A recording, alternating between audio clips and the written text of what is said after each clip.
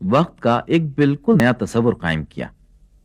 اس کا بنیادی مفروضہ یہ تھا کہ روشنی ہر صورت اور ہر حال میں ایک مستقل رفتار سے چلتی ہے، چاہے وہ روشنی اس تیز چلنے والے خلائی جہاز سے نکلی ہو یا دور کائنات میں کسی ستارے سے، یہ اسی رفتار سے چلے گی۔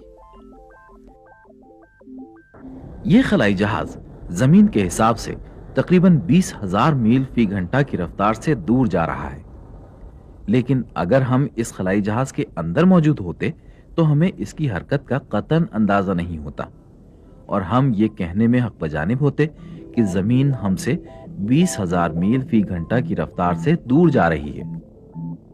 آئنسٹائن کا دوسرا بنیادی مفروضہ یہ تھا کہ خلائی جہاز کے اندر رہنے والے فزکس کے وہی قوانین دریافت کریں گے جو زمین پر کار فرما ہے، گویا کہ یکساں رفتار خواہ وہ کتنی ہی زیادہ کیوں نہ ہو فزکس کے اصول نہیں بدل سکتی۔ ان دو مفروضوں کی بنیاد پر آئنسٹائن نے یہ اخذ کیا کہ وقت کی پیمائش رفتار پر منحصر ہے۔ جیسے جیسے رفتار روشنی کی رفتار کے نزدیک ہوتی جائے گی، پیمائش کا یہ فرق بڑھتا جائے گا۔ چونکہ ایک جسم کی حرکت صرف کسی دوسرے جسم کی نسبت ہوتی ہے، اس لیے ہر جسم کے حوالے سے وقت کی پیمائش بھی مختلف ہو سکتی ہے۔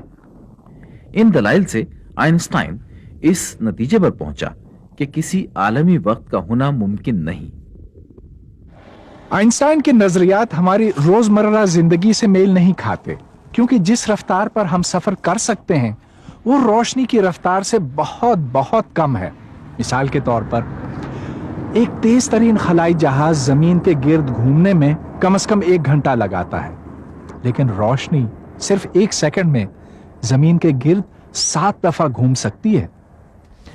لیکن اب فرض کریں تھوڑی دیر کے لیے کہ کسی طرح سے ہم روشنی کی رفتار کو کم کر سکتے، اتنا کم کہ جو گاڑیاں اس سڑک پر سے گزرتی ہیں ان کی رفتار سے یہ صرف 10% زیادہ ہو۔ ایسی صورت میں آئنسٹائن کے نظریات ہمارے لیے انتہائی اہم ہوتے۔ مثال کے طور پر وہ گاڑی جو اب یہاں سے گزرے گی تقریباً 4 گھنٹے میں لاہور پہنچے گی میری گھڑی کے مطابق، لیکن جو ڈرائیور اس میں بیٹھا ہے اس کی گھڑی کے بقول صرف 2 گھنٹے گزریں گے۔ اب شاید آپ یہ سمجھتے ہوں کہ اس کی گھڑی یا میری گھڑی خراب ہے، کسی ایک میں خرابی، لیکن دونوں گھڑیاں اصل میں بالکل درست ہیں۔ حقیقت یہ ہے کہ جو گھڑی تیز رفتار کے ساتھ حرکت کرتی ہے سست چلتی ہے۔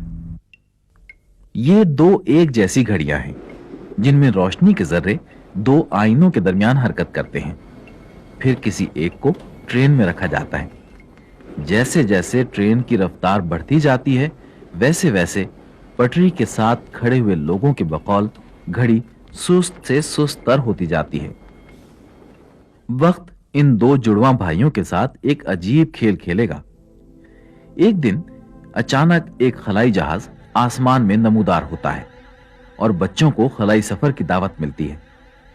ایک بھائی جہاز پر سوار ہوتا ہے اور دوسرا زمین پر اس کی واپسی کا انتظار کرتا ہے۔ خلائی جہاز کی رفتار اتنی زیادہ ہے کہ وہ روشنی کی رفتار سے کچھ ہی کم ہے، پھر بھی خلا کی سیر میں سال کے سال گزر جاتے ہیں اور سفر کرنے والا بچہ جوانی کو پہنچتا ہے۔ وہ اپنے زمین پر بسنے والے بھائی سے ملنے کا بہت مشتاق ہے۔ آخر واپسی کا سفر شروع ہوتا ہے۔ ستاروں اور کہکشاؤں کو پیچھے چھوڑ کر وہ بالآخر زمین پر پہنچتا ہے۔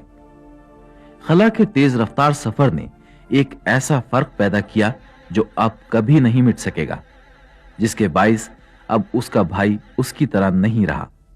وہ اپنی جوانی گزار کر کب سے بوڑھا ہو چکا ہے۔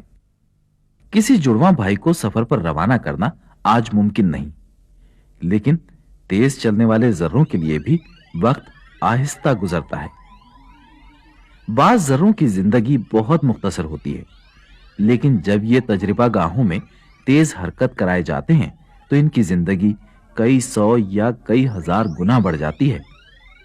اس کا مشاہدہ بار بار کیا گیا ہے، اور یہ اس بات کا عملی ثبوت ہے کہ وقت کا دریا ہر جگہ ایک جیسا نہیں بہتا۔